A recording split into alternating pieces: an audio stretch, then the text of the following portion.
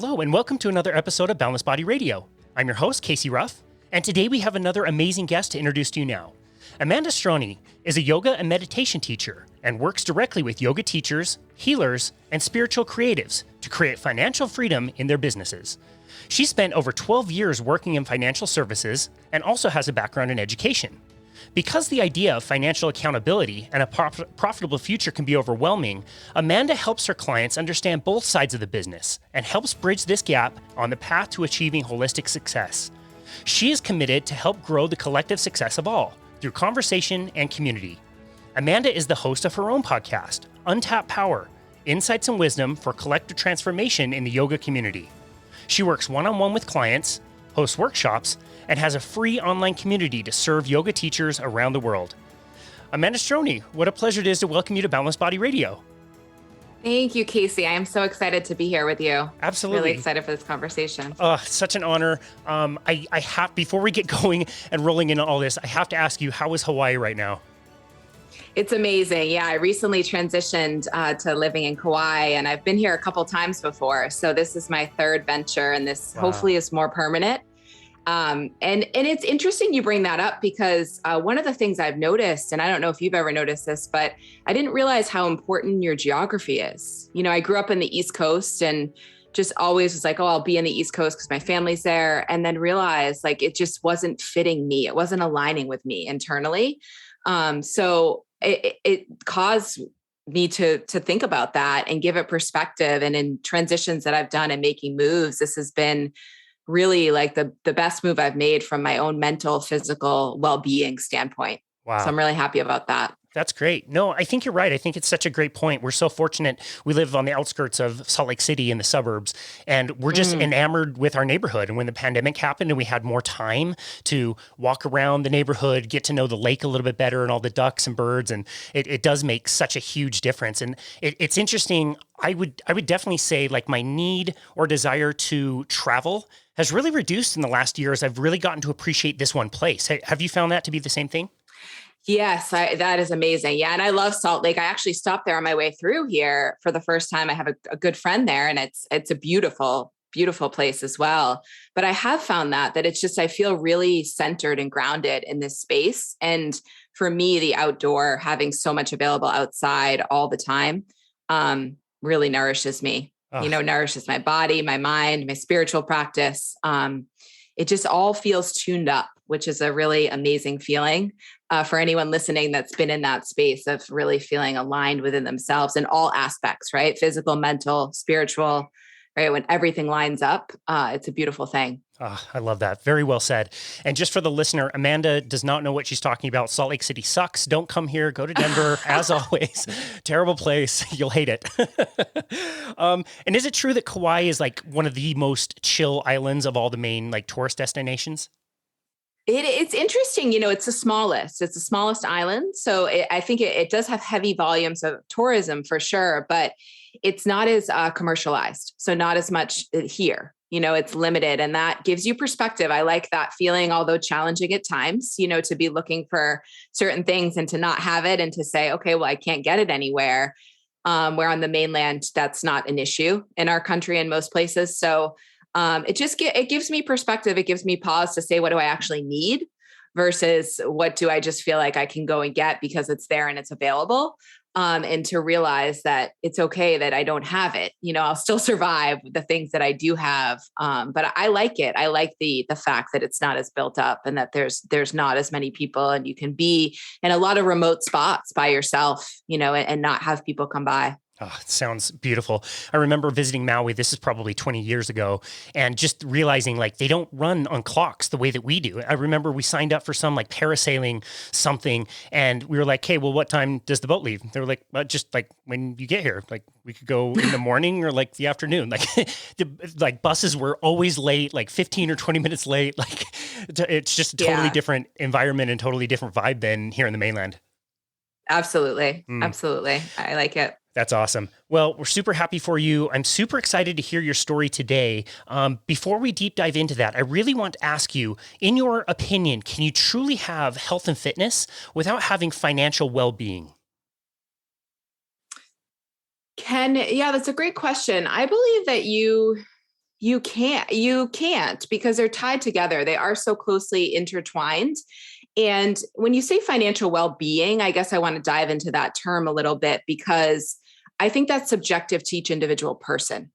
So just like physical health and mental health is subjective as well, I think it's finding that balance for yourself. And I believe when one is off balance, then you can't really feel that center of alignment within yourself. And for a lot of us with the financial piece, it's something that we don't talk about. It's really taboo. It's almost like, oh, if I have all this debt or I have, not enough money, I just sort of ignore it and pretend that the other pieces will bring me back into alignment, the physical, the mental, but the financial piece is a relationship as well. And it's really important. And I think it's coming into terms with what your relationship to it is.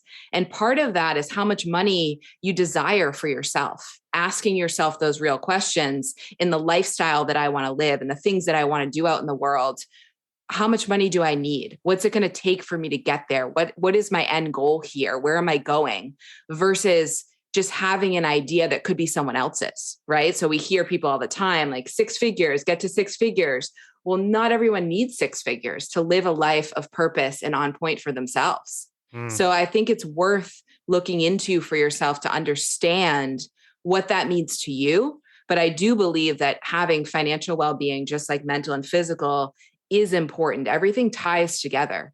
And we live in a world where money is our currency. So understanding your relationship to it is something that is needed over the course of your life in your relationships with other people, in the work that you do and how you value yourself and the value you place on it, and really what type of life you want to live in this world. Wow. Okay. So offline, before we got started, I told you that I've reached out to several financial people to be on this show and have gotten turned down every single time with usually the same reason. Like, well, your show is about health and fitness. That doesn't really have anything to do with finances. And it was really frustrating until you just answered that question. And I realized this all happened for exactly the right reason. We are talking to exactly the right person. And I'm so grateful that they turned me down and that you were able to be on our show with us. You've already used the word enough, which is like an E word for me. Like I never understand, when is any of my effort enough? When is it enough money or enough time or working on the business? And it's a really challenging question. And I just think you're going to be the perfect person to talk to about all of this. So this is great. Thank you. Yeah, I appreciate that. And it's interesting you bring that up with the enough piece, because I think a lot of us are struggling with that. It's the idea that you're chasing your own tail, right? You don't know what you're chasing. So you can be working 4 or 5, 6 jobs and keep getting more money. What happens when we keep getting more money? We keep spending more money. Do we know where we're spending it? Not necessarily, and then we're saying, oh, I still need more money. Oh, there's never enough. I have a number of clients like that, a number of friends like that, where we have these conversations and I just point blank say to them, when is it going to be enough for you? What is your number? What's enough? And they don't know. So it's taking that step back for yourself and saying, if I knew that, then I'd have a clear step forward so that I'm not doing everything and anything because I don't actually need to, right? I don't actually need that. I can be comfortable or in a space of comfort that is my space of comfort with what I have available. And I don't have to actually be doing that. So it creates a boundary of what we say yes to, which I think is and then another thing that comes up in the health and wellness field and the fitness and yoga is that there's a tendency to go overboard and say yes all the time for fear of not having enough, right? That reverse. And you probably notice that in the work that you do, right? Like I have to say yes to everyone. I have to get as many clients as I can. Yep. Always just more. Whatever the number is today, it just has to be more tomorrow, without ever doing what you said, like stopping and really evaluating what you want in your life. And I mean, if that had to be the greatest gift of the pandemic, was this stop button, slow down button. What do you want button, where people could have stopped and, really decided to be a lot more mindful about what they want and what they need. Right. Yeah. Exactly. Wow. Well, I would love to go back and hear your story. You said you grew up on the East Coast. What was that like? Yeah, I grew up on the East Coast in a suburbs of Boston, about 45 minutes from the city. And I went to school in Boston, went to college in Boston, and then I moved away from Boston to Florida, and I taught high school. So my degree was in education, and I spent some time teaching high school. And I I'm that weird person that loves to work with teenagers. I find them so interesting. Brave. Most people find them very annoying, but Brave. I really do love the space that they're in, the curiosity. And I do believe that children in that space, when they have someone that sees them for who they are and just takes a moment to pause, it can change their life. It really can. And it's a reminder, that we can all do that with everyone. But yeah, so I taught high school for 3 years, and then I came back to Boston, to the city of Boston, and worked for John Hancock Financial Services for about 12 years. So I was there in the corporate field, and I thought, for me, I was in that treading that we were just speaking of, where it was like the next promotion, the next title, more money. That was my whole driver. And at every point in that next step, I realized I wasn't fulfilled. I wasn't happy. There was something missing. Like, it didn't matter. So I saw myself almost getting to that place, where I was making whatever amount of money, and had this big title, and I could tell people that I had that title. And I also saw myself still feeling the same way I'm feeling. And that to me was this moment of, what am I doing? Like, this is not what I want to do. Like, this life is so short, and to be wasting this time doing something that isn't fulfilling me in the ways that I want, like, how can I step and do something different? And so I had a series of personal life things that shifted in my world, a relationship ending and a moving back and a transitioning. And then I started practicing yoga. I had been practicing yoga my whole life, but started getting more into it. I was always into fitness. And then I went on my first yoga retreat. And that was really the moment that I realized just that my eyes opened up to a different subset of people. I think people that were more aligned in the way that I was looking to see the world, and looking to have these more in-depth conversations and understanding of myself. My own self-awareness is really where that journey began. And then I came back and did my yoga teacher training. And then within that year, I quit my job. I didn't have anything. I just knew that it was time. I had, financially, I had set myself up pretty well. And I had known that piece of it, but I was just like, I can't do this anymore. And I left, and I came to Kauai, where I am today. I had a one-way ticket, and I was here for a couple months. And then I traveled really around the world, through Bali for a little bit, and came back around and did some work here and there in Europe for a yoga teacher. And then I finally came into the idea, and in my observation of yoga teachers and how they have this passion for teaching and wanting to get the practices out there. And the business side was just, they were just so lost. Like, it's like taking all these classes, burning themselves out, not charging money, giving stuff away for free. And I just realized how that wasn't an issue for me, how I felt really aligned in that area, how it was like, I knew that I needed to ask for money. I knew that I needed to charge my worth. I knew I could see how the business side of it, how I could grow things. And from my experience, I think in my own life, and also growing up with a mother that was really driven in the business world as well. And I felt like I could give people that gift, the thing that was unique for me, that I could see both sides. Because for people in the healing space, going to like a financial advisor is very intimidating, because I don't think that they see the person as a whole person. They see them as like, okay, this is what you need to do. And that's overwhelming for someone that doesn't really understand any of that stuff, any of that language, anything around money. So I was able to give people that approach that was more holistic from both sides. I could see them spiritually, and I could see that, the business piece of what they needed to do to take it to the next level. So that's where I crafted my own business, and what I'm doing today, working with clients individually. And the podcast now has come as a like a subset of that, where I've just really enjoyed talking to yoga teachers and understanding what their challenges are, and having these honest conversations. Because I think the world, social media and the world that we live in, we're lacking integrity in a lot of fronts, and we don't really know what's true and what's not true for people. And so, especially in the health and wellness and yoga industry, it looks like people are really successful, quote unquote, or making a lot of money.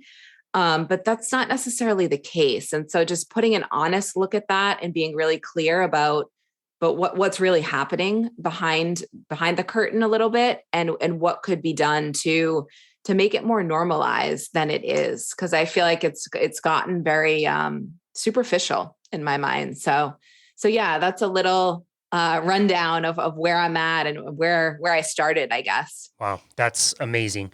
I think a lot of people today would say that their financial, baggage or issues or whatever you want to call it came from their parents and the way their parents behaved. It doesn't really sound like that was the case with you. Is that correct?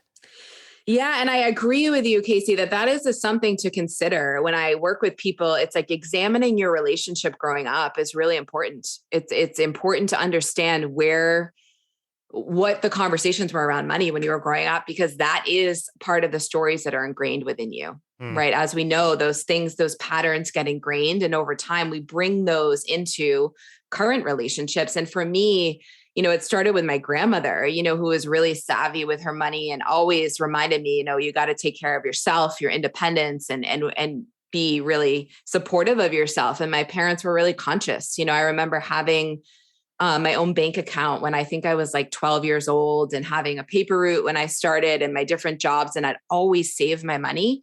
And another thing my parents always ingrained in me was that, if you have a credit card, you pay it off. You should never be charging more than you can afford to pay. And that was something that, again, always stuck with me. Whereas that's a big thing with people spending more than they have. And just living by your means, I think is a big thing that I learned growing up, is that, you can live with what you have. And if you don't have it, then you don't need it, essentially. So yes, I think it's important to look at that, but I also think it's important when looking at that to not get in the place where you attach yourself to that story and stay there as a victim. And that's really crucial, because it's a tendency that we have, is to notice, this is how my parents were, right? So this is how I am. And that's just the way it is. And that's how I show up. And I just don't have a good relationship with money, right? I hear that all the time. It's just what it is. The question becomes, do you want to change it? Yeah. Right. Do you actually want to do something about it? Because your parents did the best with what they had available at the time, tools, financial means, whatever the case may be. And so it's up to you to take control of that. And if you want to have a different relationship with your money, then you choose that. And that's how you show up with all the people around you as well. Yeah, I couldn't agree more. It's the difference between fault and responsibility, right? Like it might not be your fault that some software program was downloaded into you when you were a child that you weren't exactly aware of as a kid, but now it's your responsibility to start to face those things and be more conscious about them. Right. Exactly. Exactly. And responsibility is crucial. It's having that personal integrity within yourself. You're answering to you. Right. Because we know that we can have credit cards and we can have debt, and you can still live. You can still live in the world, right? No one really, you can do all these things and have all this debt. But I do believe that you have this burden behind you, right? It's weighing you down. That's going back to your initial question of, does it affect you mentally, physically? It's like something's on your back. It's heavy. It's weighing you down. And no matter if you keep telling yourself, oh, I'm going to pay it off, or I'm going to pay it off, or I'm going to do this, it's still there and it's still present. And it comes up all the time, and it allows for you to tap into this dialogue over and over again that you say, oh, I can't afford that. Oh, I can't do that. Oh, I don't have enough money for that. And those are the questions that I ask people to observe within their own mind, because that dialogue for a lot of people is really strong. Right. You notice yourself telling yourself over and over again, like, oh, I'm not good enough for that, or I can't afford that, versus what I talked about in the beginning, evaluating what amount of money you really desire and how you want to get there for yourself. So it's important to identify your values. What is important to me? What do I want in my life? And where does that equate to how much money that's going to cost, or what that looks like for me? Yeah, that's a really, really good point, and time well spent to sit down and be really mindful and conscious of those things. What is it about this kind of area of health and fitness that we have such a stigma around money? Why is it like yoga teachers and people who do energy work that seem to have a difficult time, embracing that we live in a capitalist society and we need money to, exchange products and services? Yeah, I mean, what I've seen is that it's the practices that people are very giving of these gifts. People that are in these fields of energy work, yoga, healing, I believe really care about people, really want to see people get healthy. That is an innate desire. I don't think you can be in this industry and not really care. I think at the core of it, in the heart, in the soul, it's like, I really care about people. I want to help people. And so in turn, it's just innate to be like, let me give it for free, right? Let me help my friend, right? And then everyone becomes a friend. That's the thing I see in this industry too. It's like, well, I give it to my friends for free, but everyone somehow becomes a friend, right? And then I'm not able to charge anyone. So it's coming back into that place of having value for the self. So I think that's one component of it, is that the desire to help overrides the desire to charge for a lot of people. And I think it's also that combination of just having, confidence within yourself, true confidence within yourself. I just talked about this on an episode I air, or will be coming up on my show, that true confidence within yourself is understanding what I just mentioned, your values and who you are within yourself, and seeing other people in that same way. And so that desire and knowing that within yourself is going to say, okay, I'm going to charge for this service because I need to support myself. And I believe that my service is worth charging for because I'm offering something that's actually helping someone, right? It's not a material thing. I think that's another piece of it, is that in our world, material things are easier for people to grasp in their mind with their thoughts, to understand, okay, I'm going to buy a TV. That's a thing I'm going to have. It's going to be in my house. I paid this much money for it. If I'm getting an energy treatment or a yoga class, it's like, how do I see that that's having an effect on my life? Well, that's a little more challenging if you're not self-aware. It's going to take some time for you to see those changes. Same thing in the health industry, right? If I'm personal training with someone, I'm not going to see results day one. I'm not going to have that like TV right in front of my face. It's going to take time. Wow. So what are some practical tips for somebody who is trying to decide what their true value is and how much they need to be charging people? Yeah, some tips for determining what their true value is to, I think, really sit down. I would encourage people to sit down with themselves and write down what they value for themselves. And then within that list, write down what you're currently doing and what you would like to be doing. So there could be some areas where you're placing value on something that actually isn't valuable. Right. So that's a way to evaluate where you are right now. And if you're not charging, an exercise I really always encourage people is to sit down with the question of, what is my relationship to money? Right? What is my relationship to money? And just see what comes up for you. Like, is it all the stories you can start to write down from your past, where you haven't charged or where you would like to charge, but you haven't charged, and just get a sense of where you are so that you can move forward into where you want to be without bringing those things with you. So a lot of the time, I think we want to jump into what we want. We want to move ourselves forward without understanding where we currently are. And that can be really hard for people, because if we don't take the time to understand where we are right now and to understand what is sometimes subconsciously brewing in the mind and in the body, then we'll move ourselves forward and we'll still have that with us. So it's taking the time to go through those exercises of, what are my values again? And then moving into, what's my relationship to money? Where is all this stem from? What are the thoughts that I continually have around money? Just in the course of a week, I do this exercise with people. Every time you spend money, think about how you feel, right? Every time you run that credit card or every time you have a bill come in, how do you feel? What goes through your mind? What are some thoughts that you have? Or when you look at your bank account or you don't look at your bank account, right? What are some thoughts that you have? And just journal and log that and keep that cycle, and keep a cycle of where you're spending money, why you're spending money, so that you can get that awareness for yourself. And just a week is going to give you a plenty of awareness to see your patterns. That's very well said. That's not the first time I've heard that advice. I heard that, basically years ago, I needed to sit down and really be mindful about what I wanted my life to look like. So why was it so much easier for me not to do that, not take that advice, be really mindful until it was a pandemic? Like, I worked a very high stress, 100% commission job for years and years and years because I couldn't sit down and ask myself what I truly wanted. Why do we avoid it so much? Yeah. I mean, it's very interesting. We avoid the self, which is interesting. The one relationship that is with us for our lifetime, we're so afraid to be with, I think. We're afraid to be with ourselves. And that's the practice of meditation. That's the practice of understanding the self. And that's not easy. And what's always been interesting and fascinating to me is it's the one thing that we actually don't have to pay money for, right? We can understand ourselves. We can spend time with ourselves. We can breathe with ourselves, and it's no cost. And yet we can do all these other things to distract ourselves. The external world and the world we live in gives us plenty to take us away from ourselves.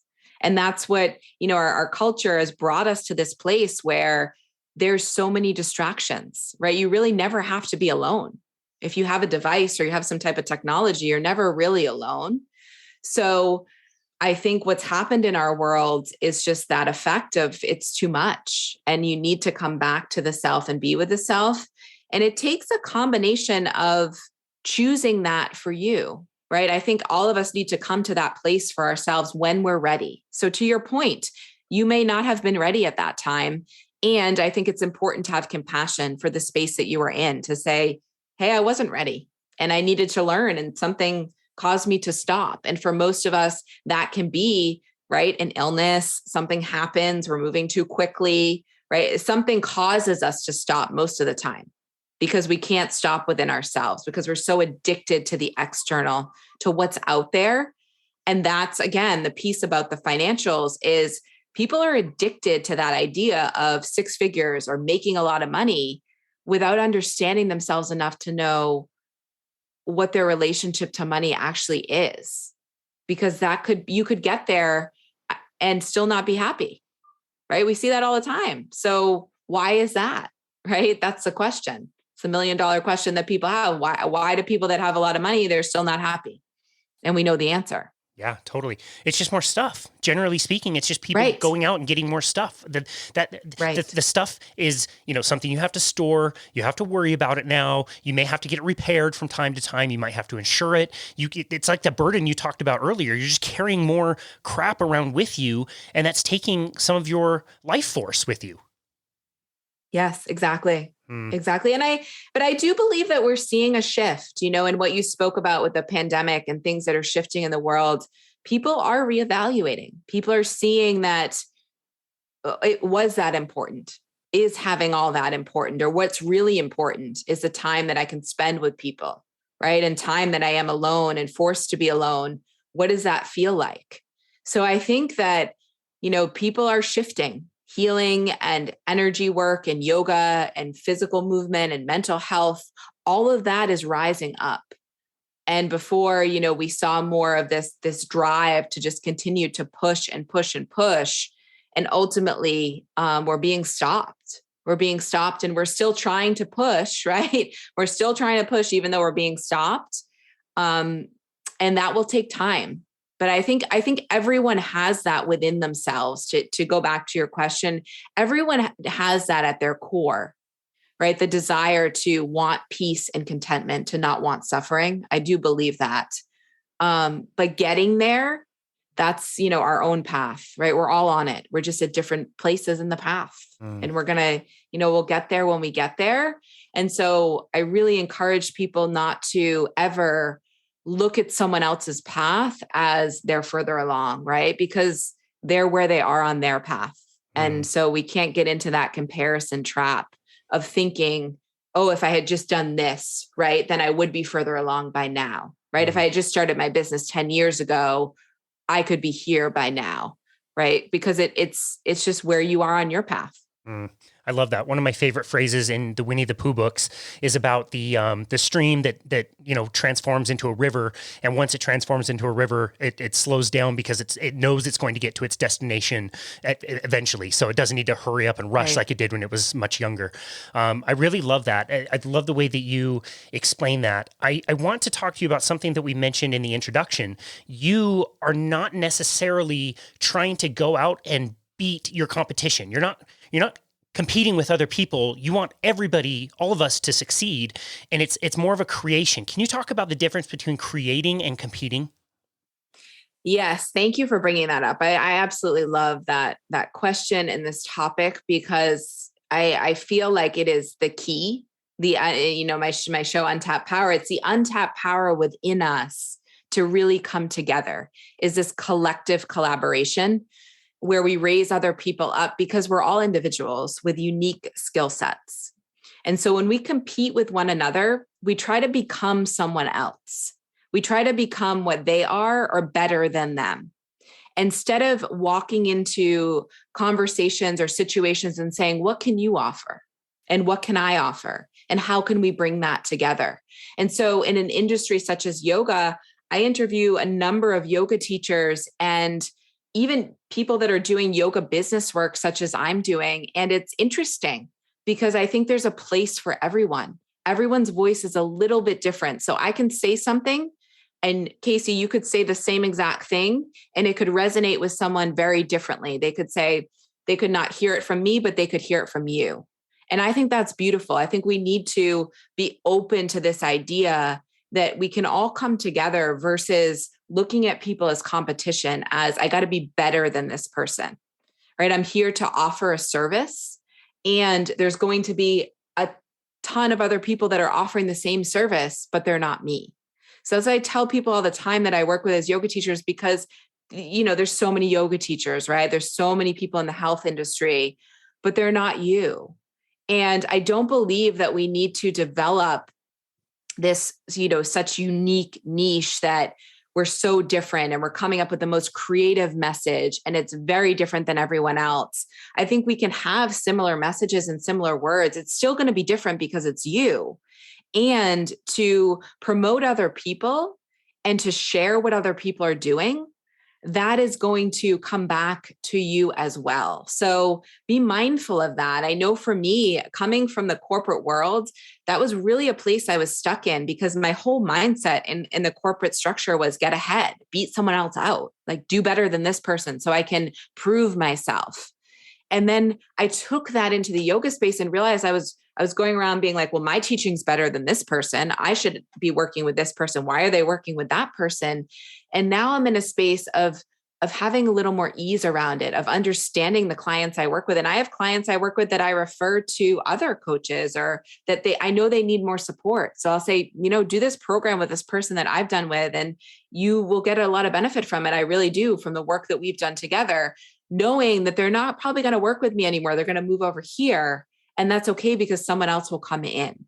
So I think it's really important to be mindful of that and to step away from this idea that we need to be in constant competition with each other, because it creates all this judgment and comparison in these areas that keep us actually contracted and restricted. Wow. That is so well explained. I absolutely love that. I'm really curious, how do you look at the word value, and how do you ensure that what you are providing for people is providing a great value for the price? Yeah. So value is an interesting word, because I think it really relates to what you personally value, right? So someone is going to people pay a lot of money for different things based on what they value. And so to know for yourself what your value is important for you to sit down and say, what am I offering to someone, right? What am I offering as a service? And what do I feel like is an appropriate charge? And that has to be a conversation that you have with yourself to understand it. And part of that conversation of understanding the charge is to go back and look at what I spoke about before. How much money do I need? Right? If I know how much money roughly that I need to live that content life that I'm looking for, I can back end myself into it and say, okay, well, then I need this many clients, or I need to do this. I need to teach this many classes. What would be an appropriate rate based on those number of classes, and sort of figure that out in my mind. And then also check in with myself to say, does this feel like the right number to me? Not when I look out and I see what other people are doing. But I also do think it's important to look at the market around you and to understand what the going rates are, what the charges are, so that you're working in alignment with that, because you don't want to be completely under the market and you don't want to be completely way over the market. You want to be in that middle ground so that you can understand, based on your experience and the work that you do, this is what I'm charging. And when people ask you that question, you should be able to explain it. That's what I think is really key in this conversation, is value when someone comes up to you and says, well, why are you charging, $125 for a private session? And you can be able to explain, this is why I charge this amount of money. This is what I'm offering you. These are the benefits. This is why I offer this much money. And you leave it at that. You don't need to apologize for it. If someone doesn't want to work with you, you don't then go back and say, oh, well, maybe if I charge less, they would have worked with me. Those are the little traps I think that we get into when we doubt ourselves, right? Because one person will say something and it will go against what we believe to be true for ourselves. So it's important to stay the course and stay in your own lane. Not everyone is going to be for you. If someone says, this is too much money, what I like to do is ask questions. Oh, why do you feel that's too much money for you? And you get an idea of that person's story. That's the most interesting part, because what I've come to realize is it's never really that it's too much money, but what I do understand is what they value, what they find important, why they're not willing to pay the money for this service, but they will be willing to go out to dinner and spend $150. Yeah, true. Yeah. It seems to always come back to the same thing. It's just mindfulness. It's that taking the time to sit down and decide what you really want with your life and take a step in that direction. And again, for us, It was like the pandemic. That was the only thing that was going to stop me forcefully enough, get me unemployed, and looking at like, okay, how much money do I actually truly need to not have to cancel Netflix, like to have the same normal life that I have. And I found that number to be far less than what I originally assumed. And I started to learn that there is a very fair trade between money and time. And sometimes you want more money and other times you want more time. It's such a gift. Absolutely. I love that too. It's like thinking about what you value is so critical. And I love that you said that you realized you needed less. And I think that's the case for a lot of people. That's why I ask people to really stop and do this if you're listening, because you'll realize that you maybe don't need as much as you thought you did, right? There's this idea that we're always getting more. And when we sit down and say, what do I actually want to do, right? I want the time to be able to be outside or be with my family or be with my children or do things that bring me joy that don't cost anything, but I just want the time and the space to do it without feeling like I'm physically exhausted, without feeling like I'm not present to the situation, right? That's what I think people are craving is really being in touch with themselves, because we can do all these things and check the box, but there's a difference between being present to your life that you're living and feeling in tune with yourself, because that's different than just saying, okay, I'm going to go on a hike, but I'm actually going to be thinking about all the things that I need to do. And then I'm going to be checking my phone, and then I'm going to be, doing all these things. But to be really present in your environment and to be conscious of the things that you're doing, that's a different way of living. Wow. Well, I don't know what it's like around you, but around me, it's absolutely just bananas that people will go on hikes and they'll bring Bluetooth speakers and blast them as they're walking around in the woods. It's like, why the hell are you up here? You just want to listen to loud music. They're absolutely not present at all. It's an observation. I mean, if you see, I think our society and culture, it's interesting to me. I sit in the space of just observing, seeing people and observing. And in one side holding compassion, because everyone doesn't have all the tools, and we really truly are doing the best that we can. Some people aren't ready to receive that. Some people just aren't there. And so when we can hold space for them and still see them as a human being, and take the time to just acknowledge them without this judgment, right? To see them and maybe make eye contact and say, hey, how's your day going? Right? Or engage in conversation. You'd be surprised at the impact that it can make to just take a moment, because I feel like we live in this space of judgment so much, right? Of putting people into categories or just assuming, oh, that person's so unaware, like I'm so much more aware, right? And this comparison trap of like, I'm more mindful, I do meditation, they don't, instead of offering that space of really, I am you and you are me, right? There's no real difference here, the way I see it. And people, again, they're on their path and they need that compassion more than ever. Now, more than ever, I believe they need that compassion. Wow, I totally do that. Just because I have a meditation practice, I will totally catch myself, walking around saying, "Oh, I'm so woke." you know, Right. it's crazy. Yeah. And I do too, right? It's like we all do. We're all human. And so it's coming into that space and just recognizing it, right? Mm. There's no, people need it, need the support so that they can get there. I love that. You are probably acutely aware of this since you just moved, but we were just talking about stuff and adding stuff versus, not going out and buying more stuff. What about the art of like minimalism and getting rid of things? Like we have been, I every single day I've gotten rid of something that I thought I wanted or needed. One day I looked in my cupboard, I had like a dozen pint glasses, and it's like, there's not a dozen of me. Like I could never use Right. all of these. And I find that there's been so much joy and freedom in not only donating or selling things, but also not trying to decide which cup I want to drink out of. It's just there's cup. And when I want to wear a hat, it's like that's your hat. You just wear the one hat and replace it when you need to.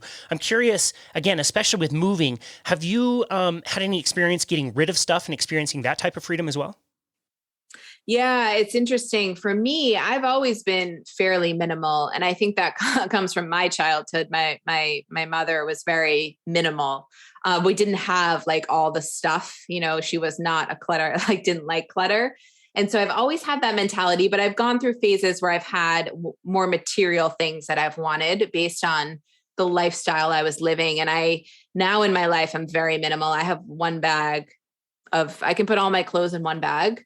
And that's all I have. And I'm okay with it. And you realize that you don't need all the stuff. And it really goes back to what I talked about with the burden of money holding on your back. Stuff is another thing that holds you back, right? It's like, I have all this stuff and I just have it and it's always there. And it prevents you from moving forward, from having that idea of freedom, right? We really don't need that much. We think we do, and we keep accumulating things. And pretty soon the things are what hold us back, right? The things are what we're like, oh, I can't leave this place because I need this. I need this in order to feel a certain way. And that's really not true. The more that you move, the more that you change up your environment and your routine, the more you're faced with uncomfortability and uncertainty. And you realize that you can make do with very minimal. And I think that's part of it. If we sit in an environment for a long period of time, we accumulate things and we get more and more comfortable, and we realize, and we just don't even think about it. And then if we want to change, it becomes heavier upon us. How can I do that? I don't have this. I don't have that. I have all these things. So as we start to clean, and I love what you brought up, it's like that's a beautiful practice, day by day, instead of making it a huge endeavor. Every day I'm going to go through and say, do I actually need this? I mean, the way I look at clothes, for me, anytime that I buy something, it's because I'm getting rid of something else. I've used that thing for, 2-3 years. And I'm like, okay, I need to get a new pair of shorts. I've worn these shorts for this long, or pair of pants, and I'm going to get new ones. But I don't need to have, multiple versions of that all at once, right? Like you said, like we only drink out of one cup. Yet we want to have, 15 in case we have 15 people come over, which never happens, right? It's the funniest thing. It's like, in case we have this, and we never have it, we never have it. And if we did, all right. And that goes back to the piece you brought up about collaboration. Like, how beautiful would it be if we could share resources, right? If we did, for that one time, I could go to a neighbor or someone and say, hey, can I borrow 15 plates? Because I have 15 people coming over for one time.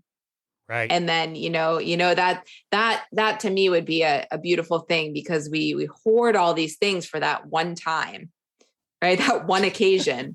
And then we have them all. And it can become a status thing to prove to people, what we have. Totally. What we can show for ourselves. Totally. Oh, I love that so much. Yeah. I mean, the pandemic has shown me that I am way more introverted than I thought. So the thought of having 15 of any people in Yeah. my house is like, ugh, gross. No. I'm with you. I'm with you. Awesome. Yeah. That's great. You mentioned earlier, the way that we all have unique voices and the way that we can tell a story that can impact people a little bit differently. And I'm curious to know if you experienced that the way that I did when we started our podcast. I just kind of felt like, what could we possibly create that hasn't already been created or said by somebody a lot smarter with a much better voice or any of that stuff. And it really held me back from pushing record for the first time. I'm wondering if you experienced any of that resistance yourself. Yeah, absolutely. I mean, if I'm honest, I did too. It's like you feel like everything's been done. Right. And so who am I to be doing something? Who am I to be starting a podcast? To your point, like there's so many podcasts. Podcasting is like the new thing now. And who am I to be doing it? And so it takes you stepping into your own power, to say that I am unique. I do have something to offer, and really believing it for yourself. I think that is the key factor that I've come into a space with is, I believe it for myself. I know within myself that I have something to give, whether it be to one person or 1,000 people. I don't know yet. I don't know who's going to be impacted, the degree they're going to be impacted. But if I feel something within myself that I have something to say and I have something to offer, then I'm stepping into that place. And it's like anything, it's a practice. And I use the word practice over and over again, because for you, Casey, like that, the first time you did it. And then after that, it's like, oh, I do have something to say, right? We give ourselves that permission to understand that we do have this unique voice. We do have this unique gift. And once I step into that place, I'm able to just keep going, right? And keep evolving, keep changing, keep understanding, oh, this is working, this isn't working. But I think it's just taking that initial leap that obviously we all know is the hardest to do, is putting yourself out there that initial time. And it's worth examining what's holding you back from doing that. So if you're listening and you're thinking to yourself, oh, I really want to do that, but what is that one thing that's holding you back? What is it for you? And just identify it, at least identify it for yourself, so that it's there on the table and you can be with it and understand, okay, now how am I going to take the next steps to move past that? Very well said. I absolutely love that. We have another podcast that I just started with a really goofy name called the How to Make a Podcast. And oh, nice. Yeah. And that's one of the things that we say on there. I mean, you and I both use Buzzsprout as our podcasting host, and they offer like a free 90-day thing. And you may decide after a few months that this wasn't for you, or you didn't have a very strong why. And you can just, use the free trial and not spend anything to see if you even like it. But the risk of not doing it would be far worse, in my opinion, than at least getting started. Your podcast is fantastic, Untapped Power. What's been your favorite part about podcasting so far? Yeah, thank you so much. And I appreciate you listening. My favorite part has been the conversations with guests. I really just love getting to know people, and I love being able to share what other people are doing in this collaborative way. And it goes back to what you mentioned with me about the collaboration over competition. It's giving someone that ability in that space to speak their truth and to open up. And a lot of people a few people that I've interviewed, are hesitant, or they're like, I don't know if I have anything to say, right? I don't know if I'm good enough, or I don't know. And then they do it and they hear themselves. And I think it gives them that little light of being like, wow, I do have something to say. I do have something to say. I am important. And I love that. I love that collaboration and that being able to just share with people in this medium. And I love listening to podcasts. I'm always listening to different podcasts, and I'll hear something and I just write it down, or I just have a moment. I'm like, yeah, I can really relate to that. And so I hope that, my intention is that people are doing the same, that they're listening, and as yoga teachers or people in the industry, and they're thinking, oh, wow, that really resonates with me. Or I'd love to connect with that person because they're doing something similar. We could collaborate, or I could use their services. And I've had that happen. And that really, fills me up inside when people reach out and they're like, hey, I reached out to this guest and I'm going to be working with them. And I'm like, great. Like, that's really, my intention for doing it, and for having the community that I have off the podcast as well, where we meet once a week and we just have centered topics and we dive into these issues. And I just love building on that and having people come together in these conversations with intention. I love that. I'm going to put you on the spot. I'm not going to ask you to name your favorite episode, but just, I guess, first thing that comes to mind when, you had a guest on, you asked a question that evoked such an interesting answer that it really, really impacted you and hit you hard while you were doing that interview. Yeah, that's an interesting question because I feel like a lot of guests have evoked some thoughts in me around, especially around success. We get into that a lot and what people define success as. And that has caused me to pause a lot and say, wow, people have all these different definitions or all these things tied into how they define success, right? All these little things that I didn't think about that, stories or things that are coming up. And so the podcast has really given me perspective into understanding also things that I thought to be true that aren't really true, things that I thought people were doing that they weren't really doing. So a lot of that has been interesting to me. And I've also just been really blown away by people's level of honesty to come out and say, you know what, this was really hard for me. I didn't make a lot of money for 2 years. You know what I mean? Starting a studio isn't easy because I think a lot of that is sugar coated. So I appreciate people's level of honesty because that is for me, where I come from, this place of really being honest with people that I tell people all the time that even in my business, it's not easy. I'm not, I'm working with my own challenges and trying to figure out what works and what doesn't. And I'm working through this process with you, beside you in that same way. And I'm willing to own that versus assume that, I'm better than you and I've gotten here and you need to get here too. And that's really key in order to see people is to really come into that level playing field of not having a power dynamic. Okay, so perfect segue. What is your own personal definition of success? And part two, by that definition, would you call yourself successful? Yeah, thank you. I love this question and I ask it actually to my guests. So my personal definition of success is inner contentment and alignment with my soul. And I say that because those two things are so important to me, being able to have peace in my life, to be surrounded by people that value me and see me, and to have financial means to be able to do the things that are important to me and that I value. Beyond that, I am always looking to give to others and to build other people up. So that's my definition of success, is to just be in that space of real contentment within myself. And so it's not external. It doesn't look like a number. It doesn't look like, having certain things. It's a relationship with myself that has meaning to me and me alone, not meaning that has been defined by others or by our culture.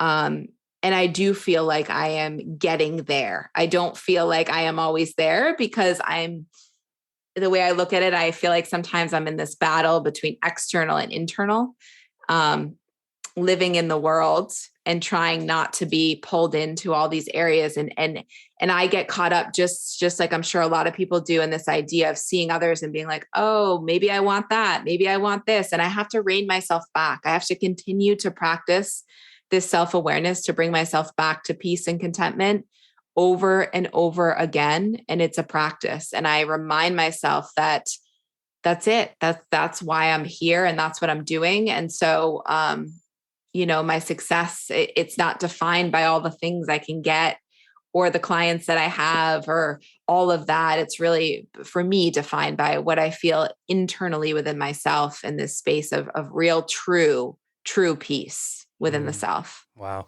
I'm so glad you chose that word. Was that a difficult state for you to find yourself in, contentment? I think I find myself feeling that a little bit more myself, and I feel my ego wanting to, start a bunch of shit, start some drama, you know what I mean? To kind of stir it up a little bit. Absolutely. Was that difficult for you as well? Absolutely. It's not easy. It's not easy. This, what I'm speaking of, don't get me wrong and think that I'm there, that I've reached, it's in waves, it's in periods. And that's why the practice of meditation, of being still, whatever that means to you, creating stillness so that you can start to observe what's coming in for you. You can start to see the thoughts and not attach to the thoughts, right? You can start to see what's happening all these things that your ego is doing to create for you to feel safe, right? To feel protected, all the things that it does, and then to choose, right? I believe that our life is really a choice again and again. And so I want to choose this space of contentment, and I can always come back to myself even when things are challenging and they're difficult, or even when things come at me and they're unexpected. And that's a practice and that's a choice for me. And it is something that I've been doing, pretty consistently, not pretty consistently, but consistently, my meditation practice in the mornings for the last 7 or 8 years. And so over time, it's like anything, we build the muscle and then we start to see and feel differently within ourselves. And I think people give up, and I get that because it's hard and you don't see the changes quickly. It's not like the TV I can go out and buy and have in my house and see it. And it's like, it looks great. It's something that takes time, and it's hard and it's challenging, and you're going to hit up against the ego over and over and over again. And it's, are you committed to understanding yourself at that level? Are you choosing to want to understand it? And I do believe that once you wake yourself up, even in the smallest degree, it's hard to go back to sleep. So we want to, because it's easier to be asleep, to be numbing through certain ways and mechanisms that are available in our world. But once we've even had that tiny glimpse of saying, oh, this is what that feels like. That's really what we're all looking for, is that inner contentment. I believe it really is. We're not looking for any of these other things as much as we want to believe them to be. But we really are looking for that inner contentment, that peace, that feeling of just, being totally at peace with the self. I love that. It's the reason why you buy the TV and you'll be sick of it the next day versus, doing that practice. Like you said, it is hard work. It does take time. And that's exactly why it has value. I mean, the easy things in life, there's no value there. You'll get sick of the things you own. It does take the work, and you'll realize very soon, just like, if you're training for a marathon or something, the marathon comes and goes. The value of the experience was, the Tuesday mornings at 5:30 when you didn't want to get up and run and it was raining outside, but you did anyway. You were building your character. And that's why the whole thing has value, not necessarily just that one day. Yeah. And there's no arrival, right? That's the piece that we have to continually remind ourselves, is there is no arrival.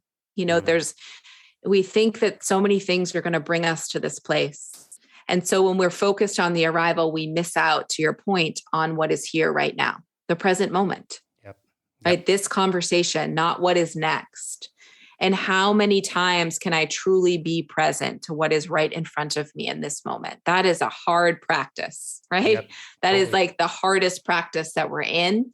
And yet that is the place that's going to bring us into that contentment and peace and joy.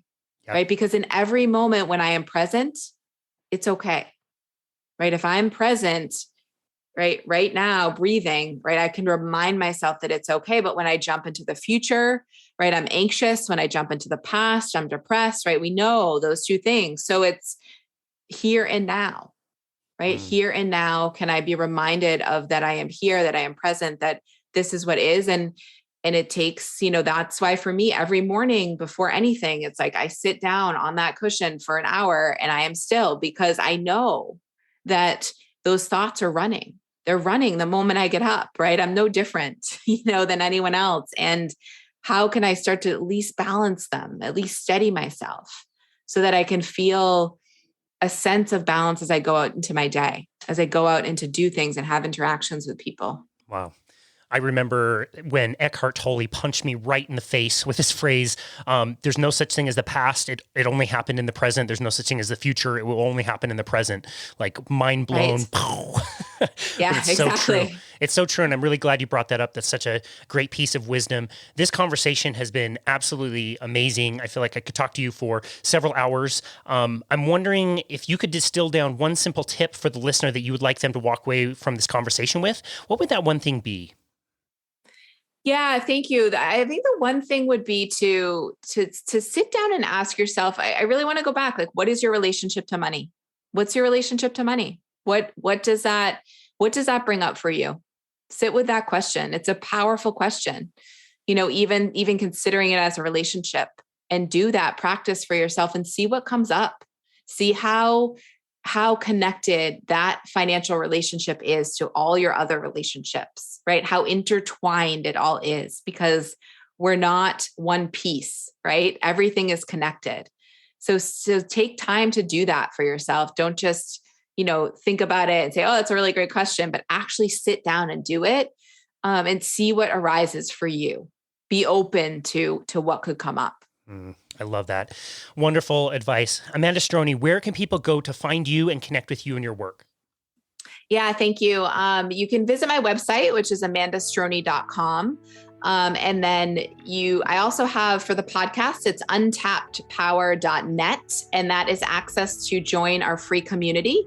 So that gives you access to all recorded calls, some resources. And you can also sign up if you're interested. I have a self-paced course called Developing a Spiritual Money Mindset, which explores sort of what I've talked about on the show here, those basic steps to get you in and understanding your relationship. And that is, you do it on your own. And you can get signed up at untappedpower.net, and you'll have access to all that content. And so, yeah, I'd love to be connected with you in any of those ways, or join the free community if you are in the yoga community, a teacher, or even thinking about it, or just in the health space and yoga is part of your life. So it's really open to anyone that may be on that path exploring. Those are the ways, and certainly tune into the podcast if you can. Untapped Power episodes released once a week. So thank you, Casey. I appreciate it. Absolutely. We will make sure all of that is linked up in the show notes. For the listener, I would highly encourage you to take Amanda up on her offer. Go to her website. There are so many amazing resources there. Some are free, some are paid, but there's a lot there that you can consider. Amanda, thank you so very much for all of your work and everything that you have learned in your life, and for sharing that message with us. We are so grateful for you and the time you took to be on our show to teach us about finances and how to get right with those difficult issues. So thank you so very much. We really appreciate you, and thank you for taking the time to be on our show today. Yeah, thank you so much, Casey. I appreciate the work that you're doing and your podcast for sure. So thank you also for showing up in the world, living out your purpose and being willing to be committed to your own self-awareness. So I appreciate it. Thank you. Yeah, you are very welcome. And it's not going to end anytime soon, because podcasting is just so fun, isn't it? It is, exactly. We'll be in it for a while, both of us. So it's good. It's like we never get any external downloads besides me downloading it. That will be just fine. Exactly. Thank you. Well, thank you again. We really appreciate it. Yep. And this has been another episode of Boundless Body Radio.